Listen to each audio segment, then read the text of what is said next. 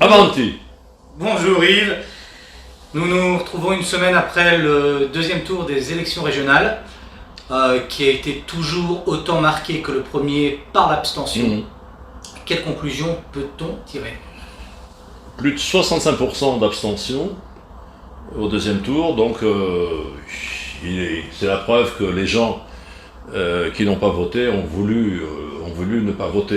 C'est pas la preuve qu'ils en avaient assez, ça les intéressait pas, et qu'ils n'étaient pas au courant, parce qu'ils étaient au courant ce coup-ci. Donc c'est la preuve des mensonges du pouvoir en place, et la preuve des mensonges des partis politiciens, aussi bien de droite que de gauche. Le Front National, enfin Rassemblement National, n'a pas ressurgi, malgré les appels de sa dirigeante.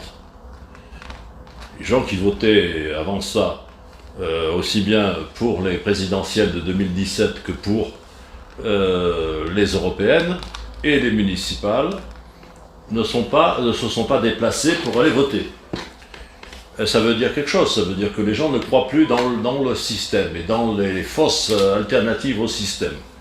Ils pensent que les partis, quels qu'ils soient, représentés au Parlement, sont des leurs, sont une fausse opposition. Un point particulier sur le Rassemblement National, ex-Front National, qui tient aujourd'hui, nous sommes dimanche, son congrès à Perpignan, ma ville. Il se raconte des histoires parce que ils n'ont pas ressurgi, ils n'ont pas eu de succès, ils n'ont pas pris la région PACA comme ils le voulaient, comme ils l'espéraient, et ça montre que l'opposition s'est déplacée, l'opposition réelle, populaire, l'opposition de la France périphérique, elle est aujourd'hui extra-parlementaire. Et ça revient à ce que nous disions à l'époque de l'organisation Lutte du Peuple, Lotta di Popolo en Italie. Le peuple lutte pour sa libération et ça ne passe pas par les représentations parlementaires. Ça, c'est très important. Nous revenons, grâce en partie aux Gilets jaunes et à d'autres, nous revenons à l'opposition extra-parlementaire. On en a assez. Le Parlement ne sert à rien. Je ne parle même pas du Sénat avec ses gros bides qui avalisent toutes les décisions du Parlement et qui, eux aussi, ne servent à rien. Donc, il faut maintenant songer à s'organiser localement dans des comités populaires pour préparer la révolution nationale, sociale, continentale. Et ça devra partir de France. Nous le disons depuis un moment, mais nous le pensons de plus en plus. En tout cas, aujourd'hui, nous le disons et nous le pensons. On ne peut plus rien faire avec des mouvements politiques, avec des partis qui pactisent avec le pouvoir. Aussi bien Mélenchon, qui vient de changer piteusement son nom pour les présidentielles, en Union populaire. C'est le sieur Asselineau qui n'est pas content. Et le Rassemblement National qui donc a tenu son congrès aujourd'hui à Perpignan et qui n'a rien à proposer. D'ailleurs, dans la salle des congressistes, il y avait plein de gens avec des masques. Donc, d'ici les présidentielles, il n'y aura pas de changement. Peut-être verra-t-on surgir un colonel ayant tiré son costard militaire de la naphtaline, peut-être même Zemmour, mais Zemmour poussé par quelqu'un, par un groupe. Et en tout cas, ça n'a aucun intérêt. Le salut ne viendra pas de là. Le salut viendra de la France périphérique, du front national populaire, du front national révolutionnaire, des gens qui iront dans la rue, dans les usines, dans les quartiers, partout, pour arrêter les coupables de la situation actuelle, les coupables de l'occupation, et pour imposer le pouvoir populaire. Voilà la vérité. Bon, maintenant, c'est directement lié. Les histoires de la vaccination. Alors, on nous dit, vacciner, vacciner, vacciner. Plus que jamais, on voit partout un bombardement médiatique sur la nécessité d'être vacciné. Le moindre type à moitié idiot doit comprendre que, évidemment, ces gens de l'oligarchie ne veulent pas le bien du peuple ou des populations. Ils veulent leur intérêt, l'intérêt financier. Les vaccins vont rapporter énormément d'argent aux trusts pharmaceutiques. Les vaccins sont dangereux. Des tas de gens meurent après s'être fait inoculer ces vaccins. Et donc ce sont des criminels. Et là, on rejoint le procès que prépare l'avocat germano-américain Fulmich, avec plus de 100 avocats avec lui. D'ici de Serbie, nous lui avons envoyé un document de plus de 60 pages, avec des précisions sur les gens qui ici poussent à ce crime. Ce sont des gens du pouvoir, du gouvernement, ce sont des gens qui sont liés au pouvoir mais qui sont dans les milieux médicaux, et ce sont des journalistes. Et on retrouve le même cas de figure partout dans le monde occidental. C'est la même chose. Ces gens ont été briefés, ces gens ont été intéressés, et le système mafieux américano-occidental a fait le reste. C'est-à-dire qu'il a distribué beaucoup d'argent pour tenir partout le même discours. La vaccination en France, parlons-en. On nous fait croire qu'elle s'accélère et qu'il y a de plus en plus de gens qui se font vacciner. En fait, on en est à un peu moins de la moitié de la population qui a accepté d'être vaccinée. Souvent contrainte à son corps défendant, si je puis dire. La vaccination a touché, cette vaccination de 36% de la population a surtout touché des vieux, des gens entre 70 ans et 85 ans. Plus on descend dans la hiérarchie des âges, moins on a de vaccinés. Et ce qui fait que aux alentours de 30 ans, 25 ans et moins, on a très peu de gens ayant accepté de se faire vacciner. Donc s'ils veulent absolument imposer la vaccination, il y aura des révoltes dangereuses pour le système. On a vu quelques éléments la semaine dernière, furieux, menacer les gens qui voulaient pas être vaccinés, de les faire arrêter, amener entre deux gendarmes pour se faire piquer. Évidemment, c'est scandaleux, mais comme dit quelqu'un, c'est bien parce qu'on voit un peu ce que ces gens pensent du système. Alors ça, ce sont des journalistes qui ont dit ça, et ça a suscité des réactions négatives, bien entendu. Donc il y a au moins la moitié de la population qui est contre, et qui se rebiffe. On va voir ce que ça va donner, mais il y a 2 jours, un groupe en France a déposé une plainte à La Haye, avec de la documentation pour attaquer le gouvernement français.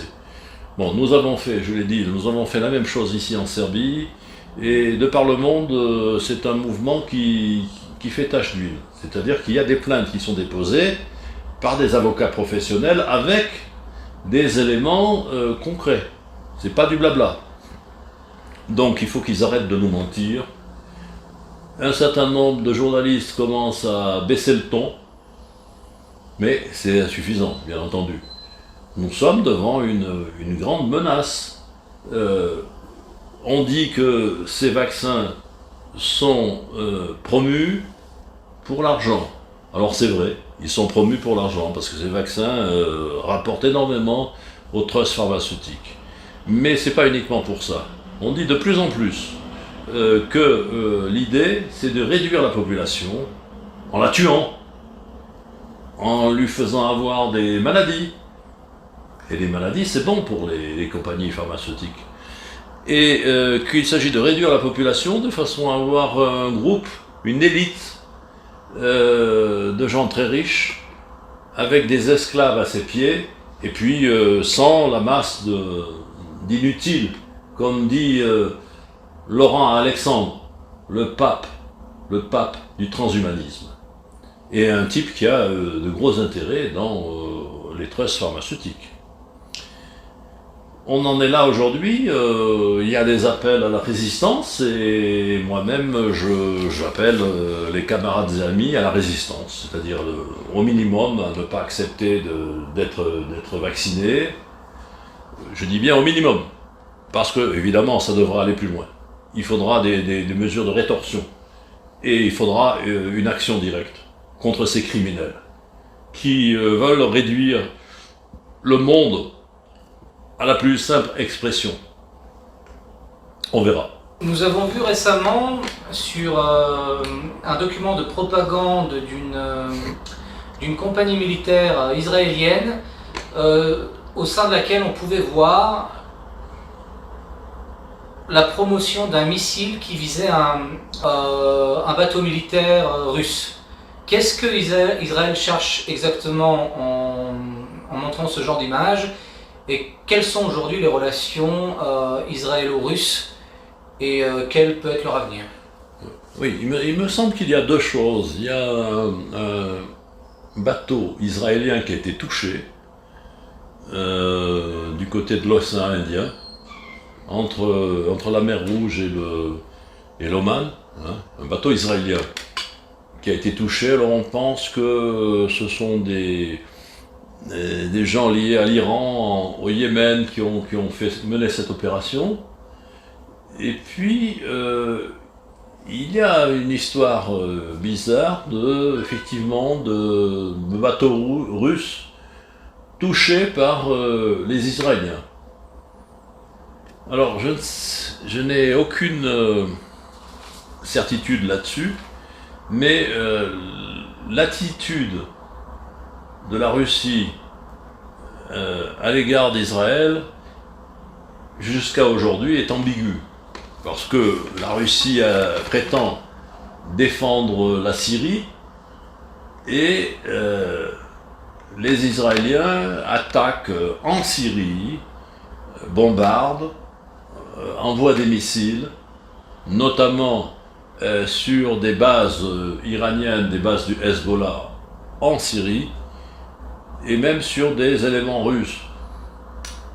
C'est le problème de l'ambiguïté de la Russie, de la politique russe à l'égard d'Israël et aussi à l'égard de la Turquie. Ce sont les Russes qui ont sauvé Erdogan. Or, ce dernier a été bien ingrat. Il ne leur a pas rendu le service, puisque ça a commencé par un avion russe abattu du côté d'Idlib, dans le nord-ouest de la Syrie, près du Sanjak d'Alexandrette, qui a été volé par les Turcs, grâce aux Anglais et aux complicités maçonniques françaises de l'époque, le Sanjak d'Alexandrette.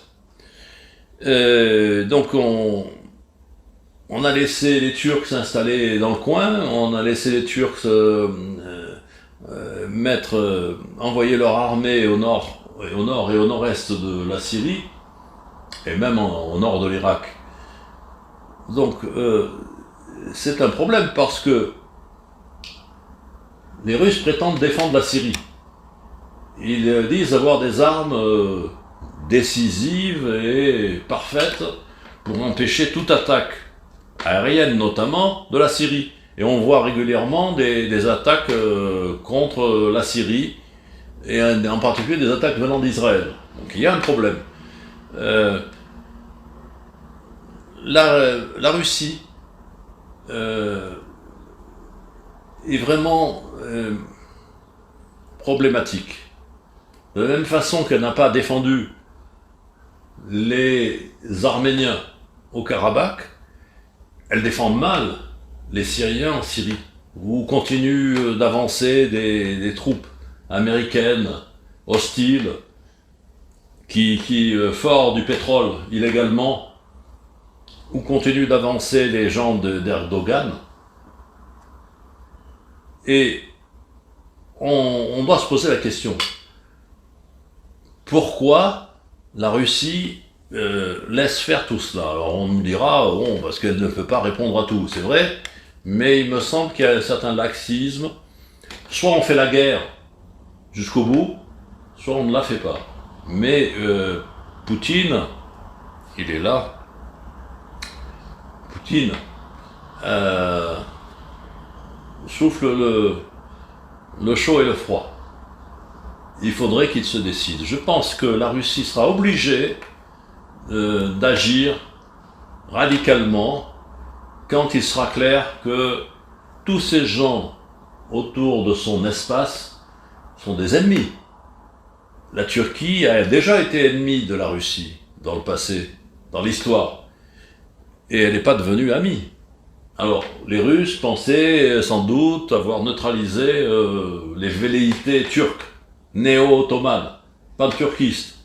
Mais non, ce n'est pas sérieux. On voit très bien que partout, les gens d'Erdogan essaient d'avancer leurs pions et ils le font contre les intérêts russes et contre la Russie. On va voir ce qui se passera dans le Caucase du Sud, au Haut-Karabakh. Parce que là, les Russes sont bien implantés, donc si on leur cherche des histoires, ils seront obligés de riposter. Ils l'ont déjà fait d'ailleurs. Donc on va voir là, parce que c'est décisif. Le Haut-Karabakh, c'est l'endroit par lequel peut venir l'attaque contre l'Iran, puisqu'il y a une frontière commune entre le Haut-Karabakh, enfin, ou l'ex-Haut-Karabakh, et l'Iran. Donc, les Russes sont encerclés du nord, de Kaliningrad, à l'Asie centrale, à l'Afghanistan, d'où partent les Américains. Et les Allemands, qui sont les valets des Américains, les nouveaux valets, enfin nouveaux valets depuis quelque temps, les Allemands partent aussi. Donc c'est un échec total des Américains, de l'Occident. Les Français sont partis avant, en Afghanistan. Ils n'ont pas réussi face à des éléments pieds nus, grégaires, primitifs, avec des armes diverses. Bon, ils avaient aussi quelques armes sophistiquées, mais ils n'ont pas réussi. On dit toujours que personne ne peut faire la guerre aux Afghans sans la perdre. Et ça depuis la présence anglaise dans la région. Donc c'est pas évident. Tout ça n'est pas évident. Les Américains regardent maintenant vers l'Extrême-Orient, vers la mer de Chine, parce que on dirait qu'il se prépare quelque chose d'important. Une guerre entre la Chine et les États-Unis. Et derrière les États-Unis, il y a les Occidentaux. Et nous, Français, nous sommes accrochés aux chars américains. Non seulement nous sommes occupés par les Américains, mais encore nous devons participer à leur guerre. Et les Américains trouvent que c'est pas assez, on n'en fait pas assez. Hein, bon. Et Sarkozy, l'Américain, a réintroduit la France dans le commandement militaire intégré de l'OTAN. C'est cette situation qui peut faire comprendre que quand la chère Serbie a été agressée par 19 États membres de l'OTAN, et je mets à part la Grèce, parce que la Grèce n'a pas participé à l'agression, bien qu'elle fasse partie de l'OTAN. Et bien quand la Serbie a été agressée, la France a suivi les Anglo-Américains et les Allemands. Et la France a participé à cette opération. On peut dire ce qu'on veut, on dit ouais, ils ont... Les aviateurs français ont balancé les bombes dans l'Adriatique. Chirac s'était targué de ne pas avoir bombardé les ponts autour de Belgrade. Il faut être sérieux. Ils n'ont pas bombardé les ponts autour de Belgrade parce qu'ils voulaient attaquer la Serbie au sol. Et quand ils se sont rendus compte de la détermination de la Serbie, c'était en 1999, ils se sont dit il y aura trop de pertes, ça vaut pas le coup. Ils se sont limités à une attaque aérienne au-dessus de 5000 mètres. Les avions balançaient leur saloperie à 5000 mètres d'altitude. Une guerre entre nous, qui n'a pas fait zéro mort, comme c'était le dogme américain, nous ferons des guerres et il y aura zéro mort dans notre camp. C'est pas vrai. Ils ont eu des pertes, et des pertes importantes. Mais, en tout cas en matériel, mais aussi en hommes. Cette guerre contre les Serbes aurait dû servir de leçon à la France. Et cette France qui est détournée de sa mission en permanence, qui est accrochée à l'OTAN, qui est dépendante de l'OTAN, qui est devenue infanterie coloniale de l'OTAN, cette France participe systématiquement aux guerres de l'anglosphère, des Anglais et des Américains. Il faut sortir de l'OTAN, il faut sortir aussi de l'Union européenne. Pas parce qu'elle est européenne, elle n'est pas européenne, l'Union européenne. Il faut sortir de l'Union européenne parce que ce n'est pas la véritable Europe. Et la France n'a pas intérêt à participer aux guerres anglo-saxonnes. La France, elle a intérêt à tendre la main à la Russie. Elle a intérêt, évidemment, à collaborer avec la Serbie. Elle a intérêt à s'entendre avec ses voisins, en particulier l'Italie et l'Espagne. Elle a intérêt à faire attention aux manigances britanniques sur son sol. Des Britanniques qui étaient derrière l'agression de l'Azerbaïdjan contre les Arméniens.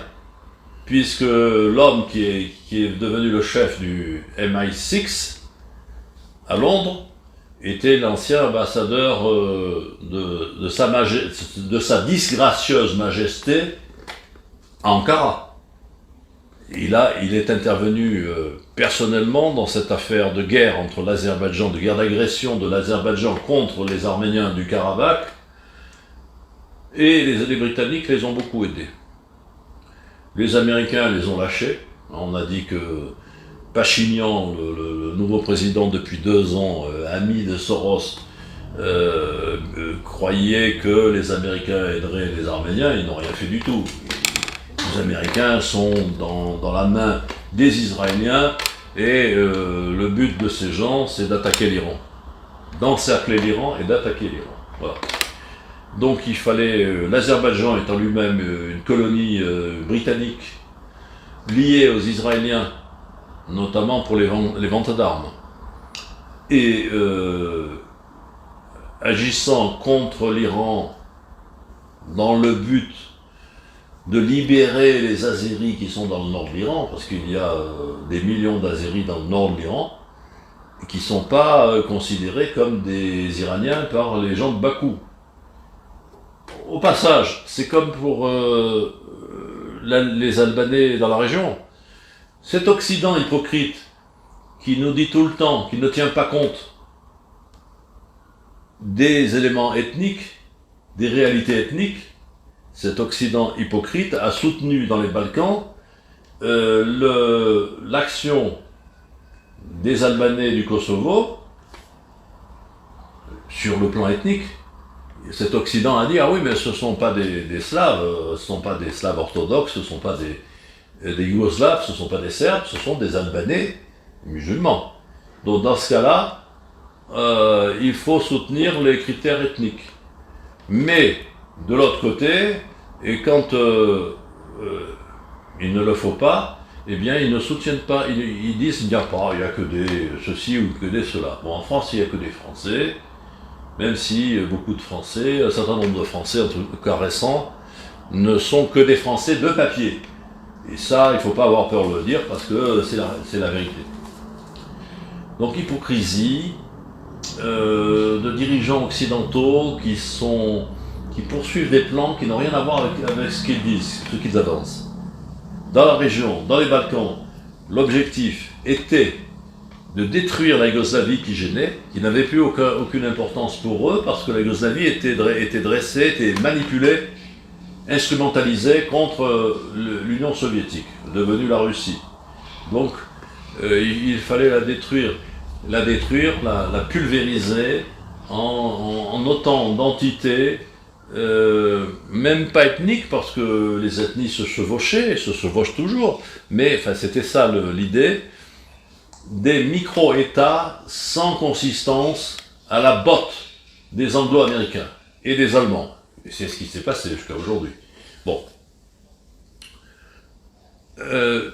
Donc, ce panorama international, oui Minou, oui je dis bonjour à Gabrielo Principe qui est mon chat et qui vient vers nous. Peut-être que on va pouvoir le voir. Hein, oui, allez viens. Ouais. Oui bon, allez, il est farouche. Hein. Il s'appelle Gabrielo Principe et attention, hein, il ne faut pas l'embêter. Bon. Je lui ai fait visiter la France, je lui ai fait visiter l'Italie, Rome, etc. L'Autriche aussi. Et c'est un très bon chat. Nous avions parlé de la Russie tout à l'heure, notamment des faiblesses de la Russie Oui. et de son incapacité à s'implanter durablement sur la scène géopolitique. Oui. Est-ce que les provocations de la Grande-Bretagne en mer Noire, lorsqu'ils sont rentrés dans les eaux territoriales de la Russie, enfin, qu'est-ce que la Grande-Bretagne cherchait à faire en rentrant dans les eaux territoriales de la Russie? On a trouvé juste après, par hasard, une sorte de valise qui contenait... Mais ça c'est le roman d'espionnage anglo-russe éternel, si je puis dire. Ils cherchaient à provoquer, les Anglais cherchaient à provoquer. Là. Mais dans quel but? Qu'est-ce qu'ils cherchaient Peut-être pour tester les défenses russes, chacun teste l'autre. Et puis il y a les avions aussi qui passent au-dessus. Aujourd'hui, là, hier, il y a trois bateaux italiens qui sont rendus dans la mer Noire. C'est là où on voit vraiment que ces États occidentaux, je ne les appelle même pas européens, comme la France, l'Italie et d'autres, ne sont pas des États nationaux. Ils sont une main-d'œuvre. Ils sont une infanterie coloniale de l'empire global. Que vont faire 3 navires de guerre italiens en mer Noire? Ils n'ont rien à y faire. Mais déjà, à l'époque de la guerre de Crimée, nous, Français, n'avions rien à faire avec les Anglais, avec les Britanniques. Rien. Ces gens nous ont toujours occasionné des troubles, des problèmes. Les Britanniques. Laissons-les. C'est une île. Ils sont partis. Ils sont partis de l'Union européenne. Et là, vraiment, je le redis, j'ai déjà dit. Ils ne sont pas partis parce que l'Union européenne est gênée. Ils sont partis parce qu'ils ont appliqué le mot d'ordre, l'idée de Winston Churchill, qui disait « Chaque fois que la Grande-Bretagne aura l'occasion de choisir entre le continent et le grand large, elle choisira le grand large. » Donc ils ont choisi à nouveau le grand large. Il n'y a rien d'extraordinaire. Et quand j'entends Brexit, et là je ne suis pas d'accord avec Philippot, le Brexit n'est pas un exemple. Ça ne veut pas dire que je suis contre un Frexit, mais cette apologie de l'anglitude, je ne la soutiens pas.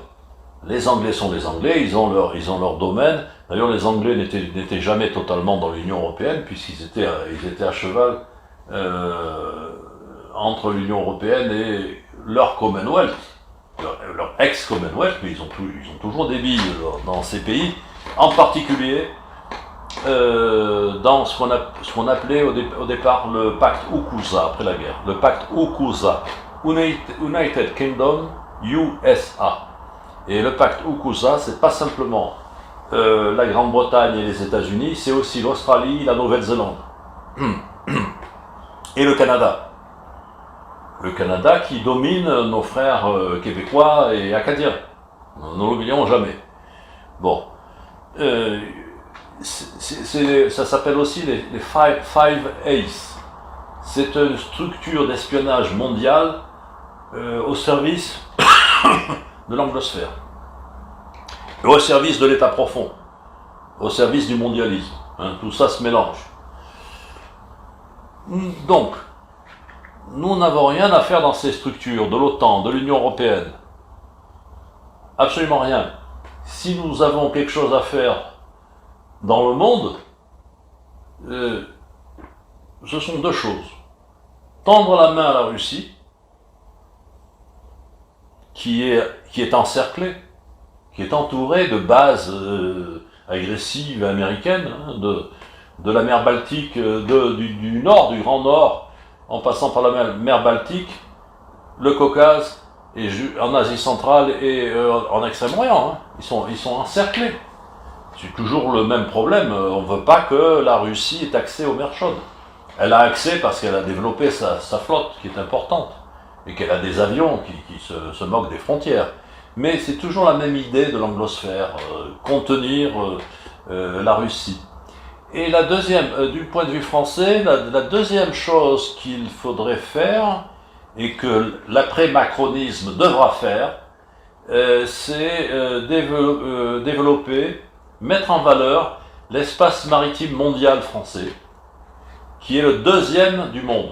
Mais ça, on ne le dira pas dans la presse française, où il y aura de temps en temps un petit article anecdotique et voire folklorique.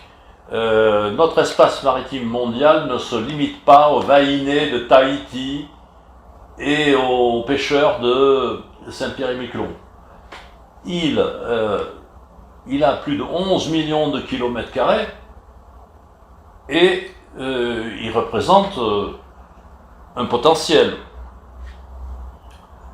Et il se trouve que ce sont des gens que je connais d'ailleurs du ex-front de gauche de Mélenchon qui ont rédigé un document qu'ils ont fait envoyer à Macron pour lui faire comprendre que les îles éparses de l'océan Indien, ce qu'on appelle, ça s'appelle comme ça, les îles éparses de l'océan Indien, sont très importantes pour la France, pas simplement parce que c'est dans le canal du Mozambique, à l'ouest de Madagascar et au sud des Comores, mais parce que ça donne à la France un espace maritime important. Et c'est la même chose pour la Nouvelle-Calédonie. Il y a des gens qui voudraient que la Nouvelle-Calédonie soit soi-disant indépendante de la France. Ce qui arriverait, c'est que la Nouvelle-Calédonie tomberait dans les bras de l'Australie. Et nous avons besoin d'une Nouvelle-Calédonie française. Moi-même, j'ai fait un document dans le temps, à l'époque où ça bardait, avec les Kanaks, enfin des Kanaks, du FLNK-S, sur l'importance de la Nouvelle-Calédonie française dans l'océan Pacifique Sud. Et c'est important aussi pour les autres archipels, pour Wallis et Futuna et pour les archipels de la Polynésie française, parce que si un élément se détache, les autres peuvent se détacher plus facilement. Ça fait jurisprudence. Donc nous devons garder nos confettis de l'Empire, qui sont plus que des confettis. Avec les lois actuelles sur les possessions des îles et rochers, nous avons un potentiel qu'il faut garder. Et nous n'avons pas besoin de céder aux pressions d'États voisins, parce que par exemple dans les îles éparses de l'océan Indien, il n'y a pas de population. Les seules populations sont les animaux, les tortues marines et les poissons qui viennent dans le coin. Mais il y a des bases militaires limitées mais réelles, des stations météo dans ces îles. Or c'est très important. Donc nous ne devons pas céder cela. Alors, pourquoi je parlais du front de gauche? Parce que ce sont des gens qui... ils sont partis du front de gauche. Ils sont partis, je suis en contact avec eux, et ils ont quand même une vue géopolitique concrète. Ce que n'a pas Mélenchon, qui est avec ses Obono et ses je sais pas quoi, qui ne présente plus aucun intérêt. Mélenchon. Bon, alors, le Rassemblement national, il faut être clair, ne présente plus aucun intérêt. Alors le Rassemblement national avait copié sur cette déclaration, enfin ce travail du Front de gauche, avait copié dans ses 144 propositions la partie qui correspondait à l'outre-mer. Et voilà, il y avait une convergence de vues. Et je le sais, je le répète parce que j'étais en contact et je suis en contact avec ces éléments qui sont des éléments militaires et des éléments qui sont dans les îles, en particulier dans l'île de la Réunion. Donc je sais de quoi je parle. Donc tendre la main à la Russie, à condition qu'elle ne s'abandonne pas, mais je ne pense pas qu'elle s'abandonnera. Le problème pour la Russie, il y a plusieurs problèmes. Oui, elle a des faiblesses. La Russie a des faiblesses économiques. Elle ne produit pas grand-chose. Elle a un potentiel de ressources énergétiques, mais en peu de temps, ça peut s'arrêter parce que on ne peut pas miser une puissance uniquement sur le gaz et sur le pétrole. Alors on voit très bien la guerre que font les Occidentaux, et en particulier les Anglo-Américains, à la Russie sur le gaz russe. L'Allemagne a besoin du gaz. Donc jusqu'à présent, elle a résisté aux pressions anglo-américaines. Mais l'énergie ne suffit pas. La Russie a développé un semblant d'agriculture qu'elle n'avait pas. Et il lui manque beaucoup d'éléments d'indépendance économique. La Russie ne fabrique pas d'automobiles courantes. La Russie fabrique des camions, fabrique des ouvrages militaires en quantité et en qualité. Mais la Russie ne fabrique pas d'automobiles, ils sont obligés d'importer la plupart de leurs automobiles, alors que du temps de l'Union soviétique, la Russie avait des autos, des Volga, des Moskvitch, etc. Là, ils importent des autos du Japon, d'Europe, et donc c'est un problème. Alors la Russie, il faut le dire, et c'est pas l'attaquer de dire cela, c'est une sorte de nain économique, industriel en tout cas. Je mets de côté l'élément militaire. Dans ce domaine, il n'y a aucun problème. Elle fabrique des armements nouveaux, efficaces et puissants. Pas de problème. Mais pour le reste, les Russes sont obligés d'importer des machines, des autos. Pour l'espace, c'est la même chose. Elle n'a pas de grands problèmes. Nous devrions, nous Français, collaborer un peu plus avec la Russie. Il y a une collaboration qui a été initiée en Guyane avec les Russes, une collaboration spatiale pour le lancement des fusées, et nous devrions développer cela. Sur les autres sujets par rapport à la Russie, nous ne devrions avoir aucun contentieux. Sur le plan sociétal, les Russes ont le droit de légiférer sur le comportement des populations, en particulier ont le droit de refuser cette espèce de fuite en avant des Anglo-Américains dans le domaine des relations humaines. La Russie a le droit d'empêcher des organisations non gouvernementales d'avoir une influence sur le comportement de ces populations. Elle a absolument le droit. La Russie se débrouille bien dans les relations avec les autres religions, en particulier avec l'islam. elle a une population musulmane importante à sa périphérie, mais elle se comporte correctement. Poutine a eu une politique intelligente à cet égard. Alors que nous, en France par exemple, nous défendons les islamistes dans des régions du monde, dans des pays où les États sont attaqués, comme la Syrie, mais hier c'était la Libye,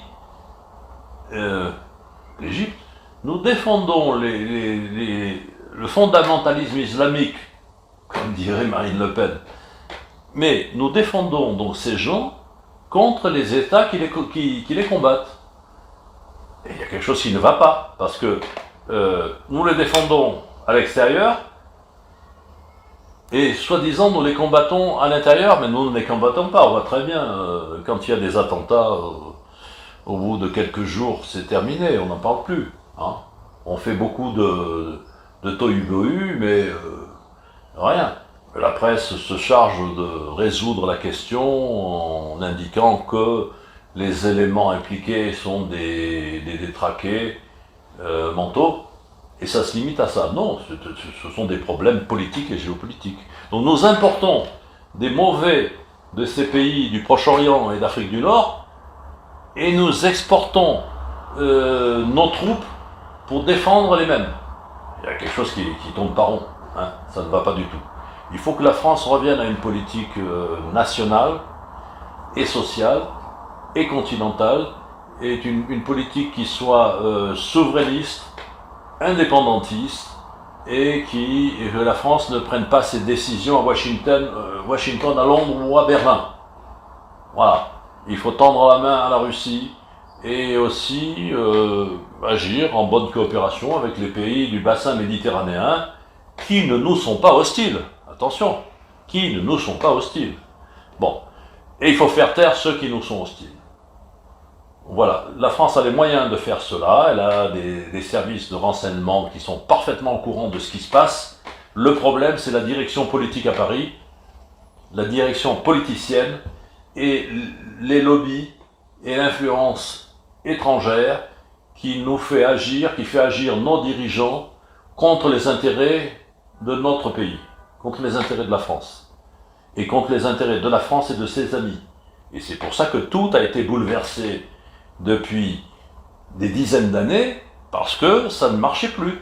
Nous avions des dirigeants qui faisaient la politique des autres, et des dirigeants qui faisaient la politique contre l'intérêt français. Voilà le problème. Merci Yves, on se retrouve donc la semaine prochaine. Oui, alors la première vidéo n'a pas été un grand succès parce que ça venait comme un cheveu sur la soupe et que ce n'était pas pris en compte, bien pris en compte. J'espère que la seconde vidéo marchera mieux et ensuite on améliorera la chose. Alors pensez à liker, mais liker c'est un mot anglais ça. Pensez à cliquer sur la vidéo de façon à ce que ce ne semble pas ridicule. Je sais que beaucoup de gens ont regardé la première mais n'ont pas cliqué. Mais il faut développer cela. Et abonnez-vous.